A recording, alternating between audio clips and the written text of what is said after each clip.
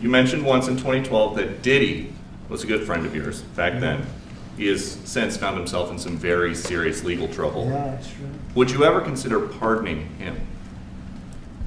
Well, nobody's asked. You had to be the one to ask, Peter, but nobody's asked. But I know people are thinking about it. I know they're thinking about it.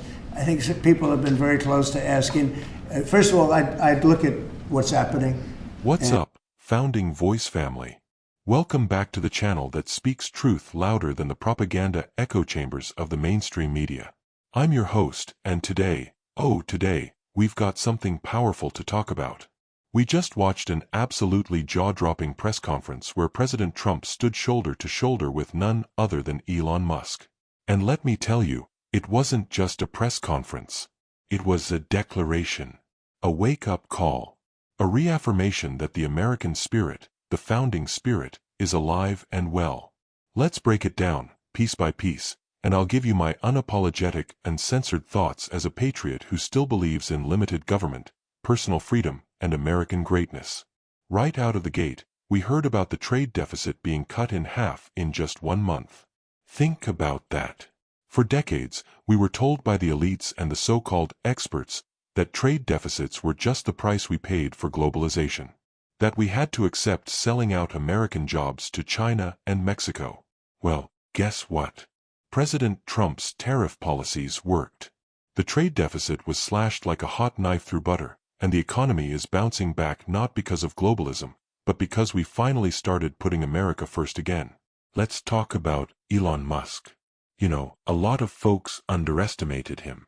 The left-wing media mocked him. The bureaucrats tried to shun him. But President Trump brought him into the fold and gave him a role in reforming our broken federal government. And what happened? He delivered. Big time. This wasn't about electric cars or rockets. This was about cleaning house in Washington, shining a spotlight on decades of fraud, abuse, and corruption. Elon and his team took a scalpel to the cancer of government waste and found billions of dollars being flushed down the toilet. And you know what? He didn't do it for power. He didn't do it for fame. He did it because he loves this country. A man born in South Africa showing more patriotic spirit than half of Congress.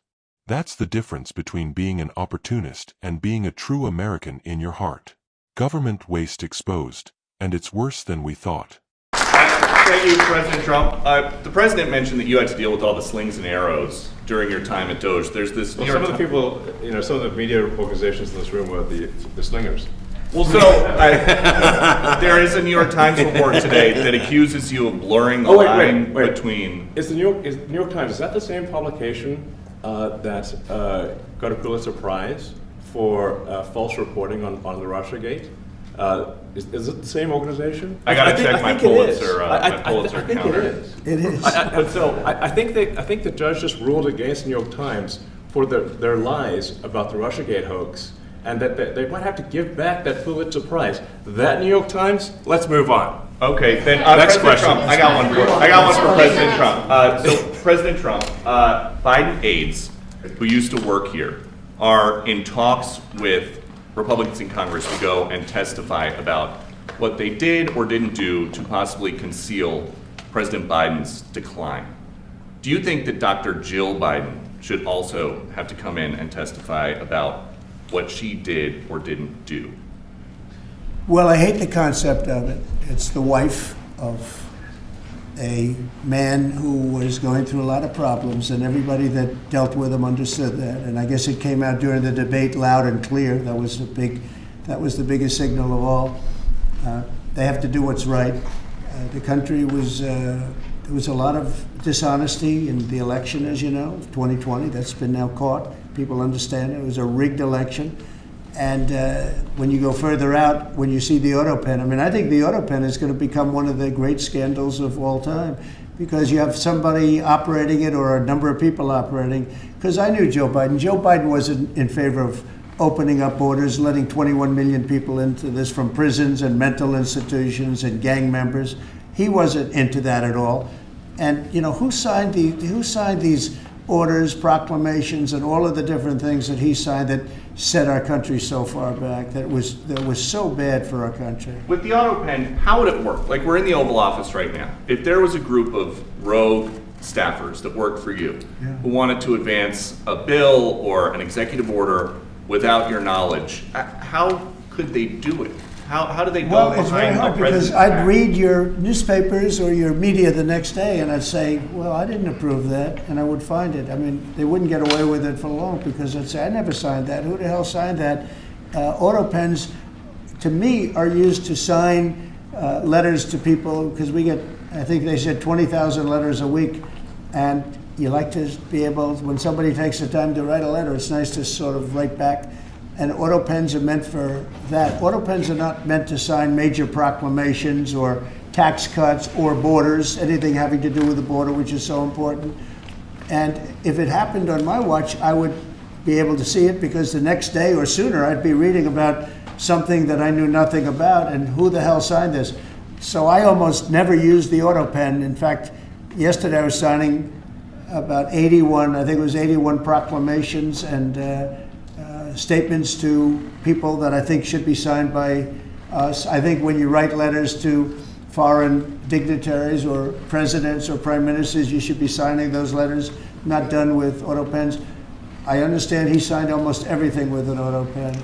It's a very dangerous thing. It really means you're not president. Whoever operated the auto pen, and we think we know who that is, and it was actually more than one person, but that's not what the presidency is all about. I hardly used to use it. Are you going to reinstate the tariffs on China? You said that they violated the agreement with the U.S. Well, they did. They violated a big part of the agreement we made. You know, if you read that whole statement, I was very nice to them. I helped them because they were in trouble with the stoppage of a massive amount of business. But I'm sure that I'll speak to President Xi and hopefully we'll work that out. But yeah, there's a violation of the agreement. Yeah, please. Mr. President, can you give us an update to the latest ceasefire agreement that Israel has agreed to, but Hamas is still considering?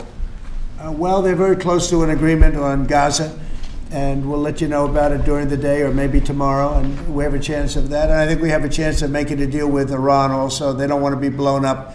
They would rather make a deal, and I think that could happen in the not too distant future. That would be a great thing if we could have a deal without bombs being dropped all over the Middle East. That would be a very good thing. They can't have a nuclear weapon. We want them to be safe. We want them to have a very, very successful nation. Let it be a great nation, but we can't have them. They cannot have a nuclear weapon. It's very simple. And I think we're fairly close to a deal with Iran. Mr. Musk, question for Elon. Yeah, please. You said just now that you look forward to being a friend and advisor to the president. So do you Well, I am. expect to continue advising the president and Doge informally, or are you going to sort of shift your focus entirely to your companies? Well, I expect to continue to provide advice whenever the president would like advice. I hope so. I mean, I expect to remain a friend and an advisor, and certainly if there's anything the president wants me to do, I'm at the president's service. Mr. Musk, on Doge, you said that there was $1 trillion promise for cuts from Doge. Yes, I think we do expect over time to achieve the $1 trillion. But what have you found in your time here was the biggest roadblock to getting those cuts? Was it the cabinet, or was it Congress, or something else? What was the biggest roadblock from your work? It's mostly just a lot of hard work. It's really not any one person or Congress. It's going through really millions of line items and saying just each one of them makes sense, what does not make sense. Obviously, at times when you cut expenses, those who are receiving the money, whether they're receiving that money legitimately or not, they do complain. And you're not going to hear someone confessing that they received money inappropriately. Never. They're going to always say that they received money appropriately for an important cause. Naturally, that's what you'd expect. So we just have to. It's just a lot of work going through the vast expenses of the federal government and just really asking questions. What's this money for? Are you sure it's actually being used well? Many times we can't even find anyone who defends it. So for a lot of the expenses, there is actually no defender at all. And then we have to just go work through the process of stopping the spending, where there's often literally no defender. Nobody even knows why the money's being spent. It's truly absurd. I mean, we find situations where there are millions of software licenses with 0 people using them. 0. Exactly. This is the quizzical expression. You're like, surely, if there's millions of software licenses, someone should be using them. No, and then we've got to go through the process of saying, okay, look, if no one's using the software, we need to terminate this software license agreement. That's everywhere in the government, by the way. Mr. Musk, what do you think would be easier, colonizing Mars or making the government efficient? It's a tough call, but I think colonizing Mars and making life multi-planetary is harder. And as I said, we do expect to achieve over time the $1 trillion of savings. We can't do it in like a few months, but if you say by I think the official end of Doge, which the president may choose to extend, is the middle of next year. Say by the middle of next year, with the support of the president and Congress, could we achieve $1 trillion of savings? I think so. We're on track to do so. Do you have faith that Congress is going to? Mr. Musk, thank you, Mr. President. You had mentioned earlier in the week that Doge had become a whipping boy, and as the president mentioned, you went through a lot to go through this process. Yes. Was it worth it for you, and what would you change? Yes, so what we found was happening was that if there were any cuts anywhere, then people would assume that was done by Doge. And so we became like essentially the Doge boogeyman, where if so any cut anywhere would be ascribed to Doge. A friend of mine's daughter, who's at law school at Georgetown, thought that Doge had cut the Senate, internships the legal internships for the Senate, and we have nothing to do with that. So if they have been cut, it's not to do with us, just as an example. So, it just became a bit ridiculous where any cut anywhere was somehow Doge, and including things that made no sense, and we would agree made no sense. There are many things that occur in the government because it's the banal evil of bureaucracy. It's sort of the frankly largely uncaring nature of bureaucracy. It's as the great Milton Friedman said, money is spent most poorly when it is someone else's money being spent on people you don't know, and that's how federal spending is. And then you can't really even blame the individuals because the way the government works is complaint minimization. So when you do when someone within the government tries to stop money being spent, there's usually someone that complains. And then their manager will say it's not worth the trouble, just pay it anyway. That happens over and over again. So was it I think it was an important thing. I think it was a necessary thing, and I think it will have a good effect in the future. Thank you, President Trump. This week there was a video on board a plane that showed the First Lady of France slapping her husband, Emmanuel Macron. Do you have any world leader to world leader marital advice on the phones? Make sure the door remains closed. That was not good. No, I spoke to him, and he's fine. They're fine. They're two really good people. I know them very well, and I don't know what that was all about, but I know them very well, and they're fine. What do you think about this Democratic Party plan to avoid being swept in every battleground state again by spending $20 million to study how to speak to American men? Well, they spent 2.8 billion. We spent 1.5. We spent much less. We spent about half of what they spent, and at the end they were $28 million short. They had to be. They spent 2.8 billion. It's a lot, but they couldn't get 28 million at the end, and now they want to spend. I read that they want to spend money to learn how to talk. That's fake. You don't want to be fake. You shouldn't have to hire consultants to say what America needs, because then the consultants should be running the deal, not them. But I read that they want to spend a lot of money in each state. So we won all 7 swing states, 7 out of 7. We won a lot more than that. We won the popular vote. We won everything, and they want to spend money to find out what they did wrong. And I mean, I could tell you what they did wrong. I could tell you every one of their programs When they say men playing in women's sports, I would say that's not a winner. When they say transgender for everybody, I think that's not a winner. When they say open borders so the entire world population of criminals can pour into our country, I don't think that's a winner. I mean, I just gave them that for free, but I don't know if they'll change their ways. I see them all the time. I see people that I know in Congress, Democrats, they're trying to justify some of the things I just said. You can't justify them. I always hear they're 80-20 issues. I say they're not 80-20, they're 97-3. They might be 99-1. They're not 80-20. They wish they were 80-20. And they're wasting a lot of money if they're going to continue with that nonsense. And this one's a little bit more of a page 6 question, but back when you hosted The Apprentice, you mentioned once in 2012 that Diddy was a good friend of yours back then. He has since found himself in some very serious legal trouble. Yeah, that's true. Would you ever consider pardoning him? Well, nobody's asked. You had to be the one to ask, Peter, but nobody's asked. But I know people are thinking about it. I know they're thinking about it. I think some people have been very close to asking. First of all, I'd look at what's happening, and I haven't been watching it too closely, although it's certainly getting a lot of coverage.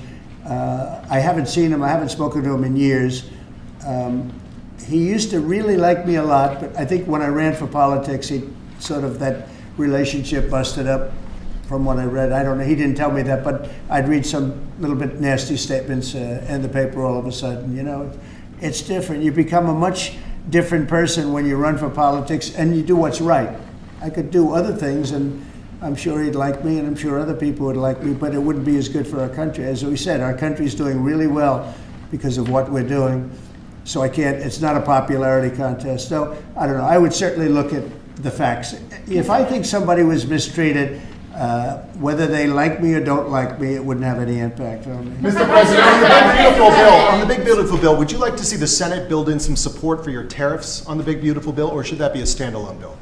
I have great support on the tariffs. I was so honored that we got that ridiculous stay lifted, because that would have taken away presidential power. It would have taken away everything that was granted by the founders. It would have been a terrible thing. And it would have, most importantly, left us vulnerable. We have a lot of countries that use tariffs on us and use them viciously. And if we didn't have the power to use tariffs on them, and instantly, not when you go back to Congress and try and get hundreds of people to agree on something, that would take months to get just one simple proclamation.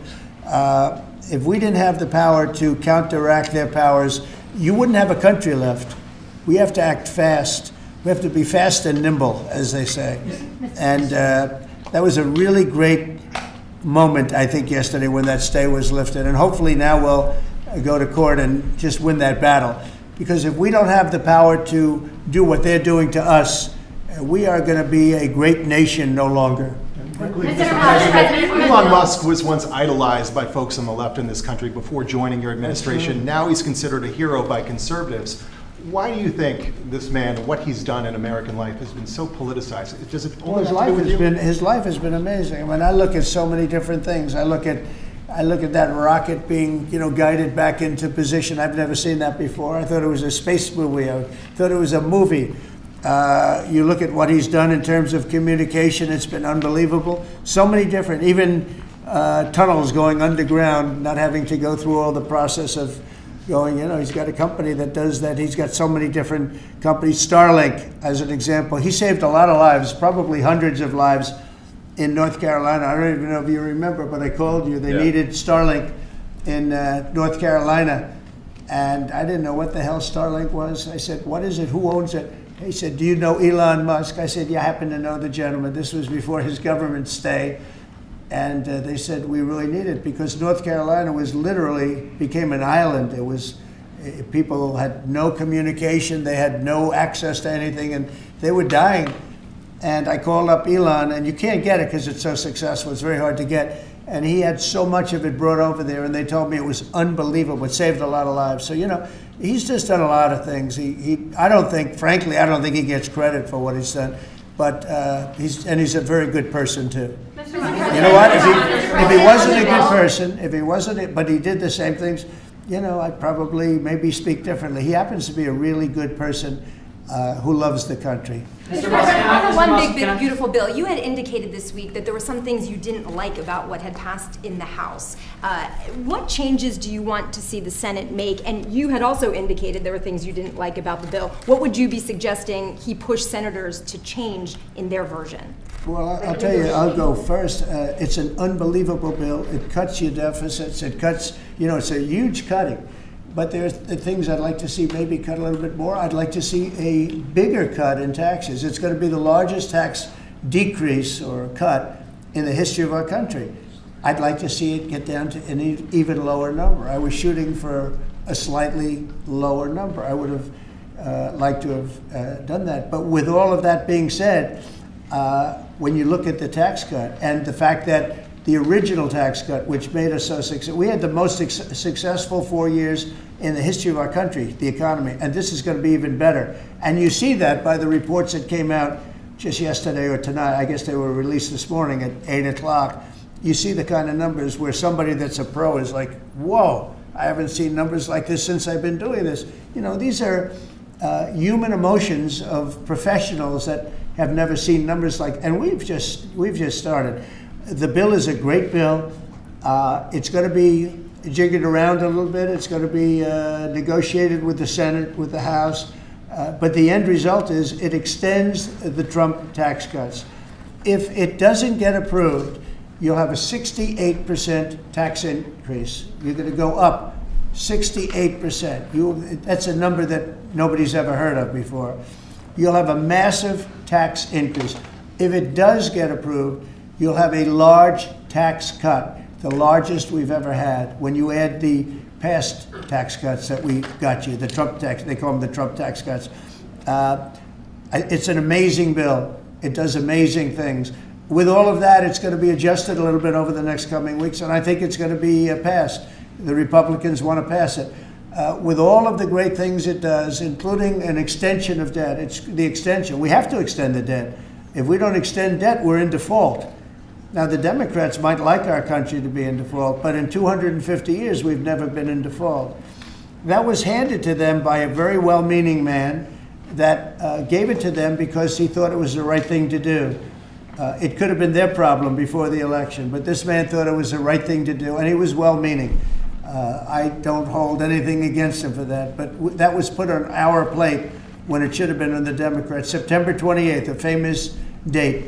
It should have been taken care of by the Democrats, but this person, a man of power, gave it to us so that in June that comes due. Well, we have to take care of that because if we don't take care of it, we have a country in default, and we don't ever want to have a country in default. I'll tell you, a certain senator, Elizabeth Warren, said that she would never, ever allow a default on our debt. She would never let it happen, and she would like to get rid of the debt ceiling, what's called the debt ceiling. I call it the debt extension because we really need an extension, that she'd like to see that gotten rid of. And there are many people that agree. Many Democrats agree with that. But we gave that through, and I don't want to say an error. He did it well-meaning. They gave that to us. It was a Democrat problem just before the election. Would have had a huge impact on the election. And to our benefit, we won anyway, but to our benefit. But felt that really for the good of the country, we should extend that. But Elizabeth Warren and various other people would like to see that. Her whole career, she wanted to see it terminated, gotten rid of, not being voted on every 5 years or 10 years. And the reason was because it's so catastrophic for our country. And I always agreed with her. That was one thing I agreed with her on. Now, I haven't spoken to her, but I would say that if you asked her that question now, she'd say, no, it's their problem. But it's a very unfortunate situation. It's a very unfair situation. And she happened to be right on that. It should be gotten rid of, or it should simply be extended. But that's one of the things that gets taken care of in this bill. That automatically gets extended for a 4-year period, and it should be. But I agree with Elizabeth Warren on that. I think you should get rid of it. It's too catastrophic. Mr. Yeah, please, go ahead. What message do you like percent to international students, are they still welcomed to study in the United States? And one question for Mr. Musk. The students, well, we want to have great students here. We just don't want students that are causing trouble. We want to have students. I want to have foreign students. I think Harvard, it's close to 31%. That's a lot. Our country has given $5 billion plus to Harvard over a short period of time. Nobody knew that. We found that out. I wouldn't say that was a Doge thing, but we found that out over a period of time. That was sort of a Trump thing. We ended up in litigation for other reasons because they're very anti-Semitic. And in finding out and in going through the books, we found out that the country gave them $5 billion plus, much more than that, actually. And we're having it out with them, and let's see what happens. I think we have a very good, well, it's a very sad case. It's a case we win. We can't lose that case because we have the right to make grants. We're not going to make any grants like that. But I don't think Harvard's been acting very nicely. I think Columbia wants to get to the bottom of the problem. They've acted very well. And there are other institutions, too, that are acting, but Harvard's trying to be a big shot. And all that happens is every 3 days we find another $100 million that was given. 2 days ago we found $200 million more. The money's given to them like gravy. I'd like to see the money go to trade schools where people learn how to fix motors and engines, where people learn how to build rocket ships, because somebody has to build those rocket ships. Yeah. And I'd like to see trade schools set up, because you could take $5 billion plus hundreds of billions more, which is what's spent, and you could have the greatest trade school system anywhere in the world. And that's what we need to build his rockets and robots and things that he's doing, and to build lots of other things. And, I went to school with people. In some cases, they weren't good students, but they could fix the engine of a car better than anybody I've ever seen. They could take it apart blindfolded. They had an ability at that. And they did very well. They made a lot of money. It's a very skilled job. It's great. But I'd like to see a lot of money going into trade schools. I've always felt that. And we probably found our pot of gold, and that's what's been wasted at places like Harvard. And the money's been wasted. Yeah, please. Yeah, well, I wanted to ask quickly, Mr. Musk, is your eye okay? What happened to your eye? I noticed there's a bruise there. Well, it wasn't. I wasn't anywhere near France, so. What does that mean? No, I didn't notice his eye. First Lady of France. Getting slapped. I didn't notice. I was just horsing around with Lil X, and I said, "Go ahead, punch me in the face," and he did. Turns out, even a 5-year-old punching you in the face actually does. That was X that did? Yeah. X could do it. If you knew X, I saw his mom right now. But I didn't really feel much at the time, and then I guess it bruises up.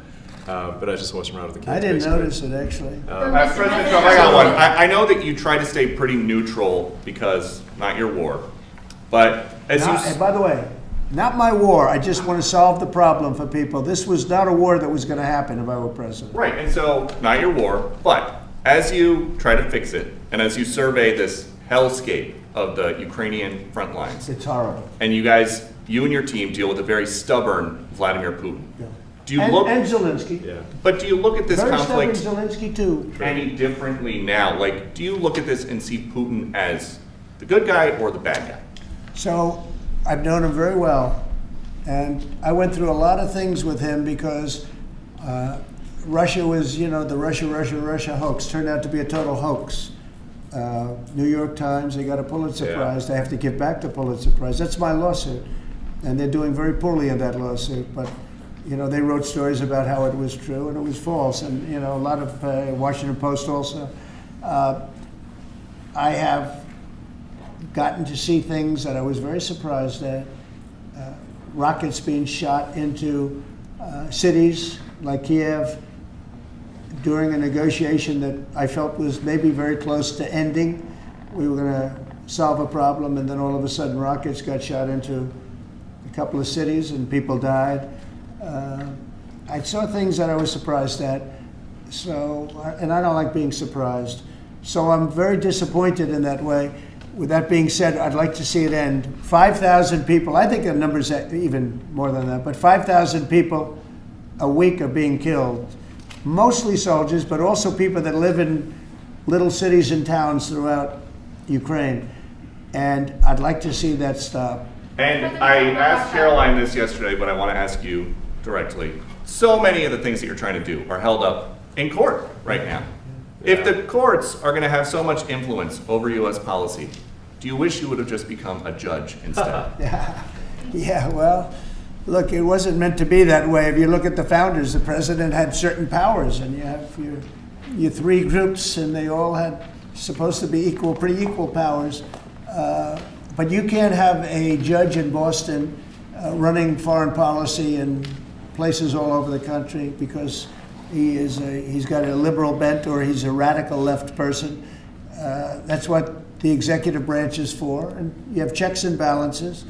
But we had millions of people pour into our country, many criminals poured into our country, murderers, mental institutions from all over the world being emptied out into our country. And if we don't get them out and get them out quickly, could lose your country very easily. This is a bad, that anybody would allow this to happen to our country. You know, with all of the things, we took over inflation, we took over some wars, we took over a lot of problems that didn't exist when I was president. None of it existed. We wiped out ISIS. Other than that, we had no wars. Putin was never going to hit Ukraine. Israel would have never been attacked. That attack, as you know, Iran had no money.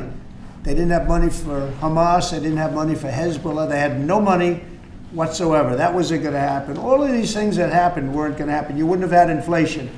So it's very sad when I came back. But the thing that is the hardest is that they allowed 21 million people into our country. And many of those people are stone cold criminals. They moved their criminal population into the United States. And of all the things that, you know, are bad, I solved inflation, I believe, already. I got the fuel prices down. The fuel prices came down. That's one of the reasons. They screwed up the energy. They screwed up the cost of gasoline and oil and gas. And you had tremendous inflation. The greatest inflation probably in the history of our country under Biden. And when people said, oh, but the economy was, no, the economy was terrible for the people because they couldn't afford the energy. And the energy brought everything else up. Energy is the big deal. But with all of that, we solved that already. In 4 months, we solved it. $1.99, $1.98 gasoline. First time people have seen that in a long time since my term. But the hardest thing to solve is millions of people pouring into our country, many of whom are criminals. Because remember, these countries are smart. Their leaders are very street smart. They're sending the people that they don't want. They don't want the people that are there, that are law-abiding, that are productive, that are working hard. They want people that are in jails. We have them. They allow them to come in. And I always look to the other side, like, why would somebody do something? You know, in business, I try and study, why would they want to do this? Why would they want to sell it? Why would they want to buy it? One thing I can't figure out is, what would an administration, what were they thinking when they allowed millions of people from prisons all over the world, not just from South America, Venezuela, all over the world, from the Congo in Africa, hundreds of people, thousands of people from the Congo, rough prisoners, from Asia, from Europe, rough parts of Europe. Why would they allow them to come into our country? Why would they do that? It's the one thing I can't figure out. And I don't believe it was Joe Biden. I really don't. I mean, look, he's been a sort of a moderate person over his lifetime, not a smart person, but a somewhat vicious person, I will say. If you feel sorry for him, don't feel so sorry because he's vicious. What he did with his political opponent and all of the people that he hurt a lot of people, Biden. And so I really don't feel sorry for him. But he wasn't a person that would allow murderers to come into our country. He wasn't a person that was in favor of transgender for anybody that wanted it, take kids out of families, et cetera, et cetera. So I just don't understand why a thing like this, how a thing like this could have been allowed to happen. Very sad. It's very sad for our country. If I could add something. I think the fundamental moral flaw of the left is empathy for the criminals and not empathy for the victims. Empathy for the criminals, but not empathy for the victims. And there's been way too much of that. That needs to stop. To the president's point, there's been immense judicial overreach that is unconstitutional, that was never intended. And it's undermining the people's faith in the legal system. It needs to stop. It's gone too far. Mr. And just today, we had, just a couple of hours ago, we had a great decision from the Supreme Court, thank goodness, that was very important. We had two important decisions yesterday on the tariffs, because again, we have to be able to fight a fair fight with other countries. Howard, would you say? We have to be able to use tariffs to fight people that use tariffs on us. I mean, if we didn't have that power of tariffs, we would economically be destroyed as a country, because they will destroy us. Other countries will destroy us with unchecked tariffs. We can check them when we have the use. They tried to take that power away from us. And if you take that power away, we're not going to have a country. We won't have an economically viable country. But it's very important on immigration that we be able to get people out without having to go through a long court case. I mean, it was up to some of these judges. Every single one of these millions of people, criminals, prisoners that were let go from jails because they save a fortune when they do. They brought them into the United States. You know what they're saving? The money they're saving? But some of murderers, it's very important that we're able to get those people out of here fast, bring them back to their country where they belong. And those countries take them, because if they don't take them, they have to go through the wrath of the United States, and they take them. But we have judges that don't want that to happen. And it's a terrible thing. That's going through the court system right now, that whole situation. But when ICE and with Border Patrol, they've done an incredible job. When they do this incredible job and they capture 100 killers and drug dealers, and we can't keep them for years here as we go through trials. We have to get them out rapidly, and we know who they are. And we're very careful about who they are, but we have to get them out rapidly, or again, we're not going to have a country. Okay? Maybe one or two more. Go ahead. Are you concerned that tariff may also affect companies like Tesla, which has parts manufactured abroad? And this is also to you, Mr. Musk. Well, he's going to end up building his whole car here. I mean, I thought he built his whole car. Pretty much he does. He's got incredible factories, and like I looked at one in Texas. It's unbelievable. No, all of the manufacturers will build their parts here too. I mean, it used to bother me. They make a part in Canada, a part in Mexico, a part in Europe, and it's sent all over the place, and nobody knew what the hell was happening. I think it's ridiculous. You build a car, make it in America, and I gave them a little leeway on that. Gave them some leeway.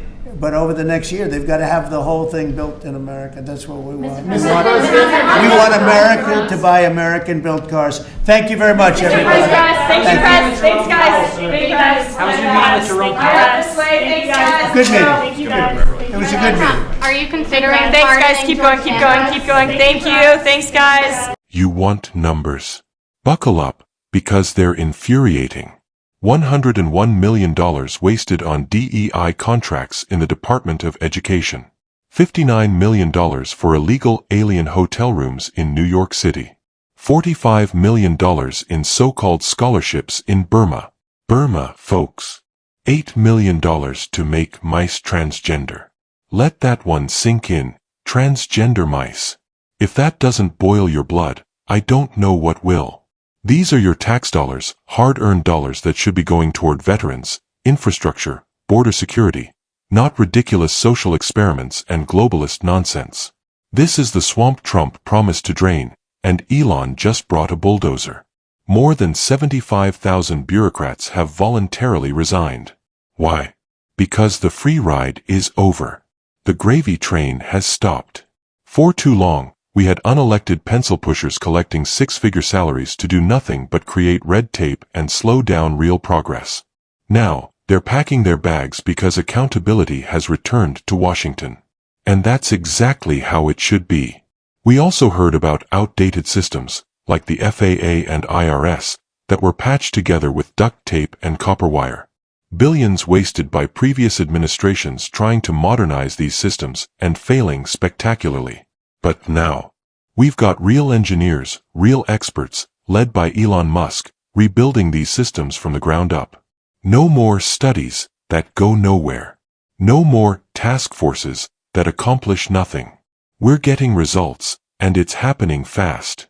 President Trump made it crystal clear, peace through strength is back. No more wars for the sake of empire. No more endless conflicts draining our blood and treasure. He talked about how, during his first term, there were no new wars, ISIS was wiped out in weeks, not years, and he kept powerful nations like India and Pakistan from going nuclear. Now that's what real leadership looks like. Not hiding behind a teleprompter or shuffling through notes. Not bowing down to the UN or the World Economic Forum. Trump stood tall and told the world, America leads again. And let's not overlook what he said about Congress. There's a bill in the works, one that will make these reforms permanent. Hundreds of billions in savings. This isn't just rhetoric, it's policy. Real, conservative, pro-taxpayer policy. He's putting muscle behind the mission. Some of it is already being implemented. The rest will be pushed through with the help of Congress. And believe me, if they don't act, we the people are watching. And we will hold every single one of them accountable at the ballot box. And at the end of it all, President Trump did something truly beautiful. He presented Elon Musk with a special national honor, reserved for those who've served this country in extraordinary ways. That wasn't just a medal. That was a symbol of gratitude from a nation being pulled back from the brink. Elon didn't need this job.